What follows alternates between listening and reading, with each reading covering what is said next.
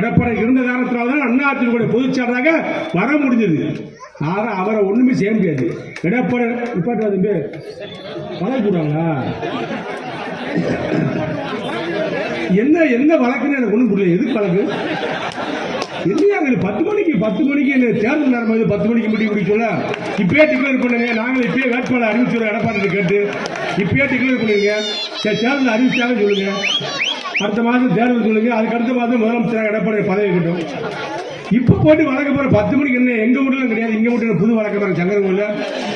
இந்த வழக்கு போட்டீங்கன்னா அப்புறம் பாத்துக்கங்க. அப்புறம் அடுத்த வருஷத்துக்கு உங்களுக்கு பிரச்சனை ப்ரமோஷன் அது இது வரும் போகும் பல பிரச்சனைகள் உண்டாகும். நாங்களும் நிறைய பட்டு தீர்த்துட்டோம். அதனால சில பேர் தீர்த்து பண்ணணும்னு முடிவு எடுத்தோம். அதனால அதிமுக மட்டும் நீங்க சோதிக்காதீங்க. அதிமுக கல்லெடுத்து எரிஞ்சு பழக்கப்பட்டு வந்தவன். சினிமா தேட்டரில் உதிரடிச்சு பழக்கப்பட்டு வந்தவன். கவுண்டர்ல போய் அதிமுக யாராவது கவுண்டர்ல போய் நேரடியாக வாரிசு நின்று டிக்கெட் எடுத்துருக்குமா?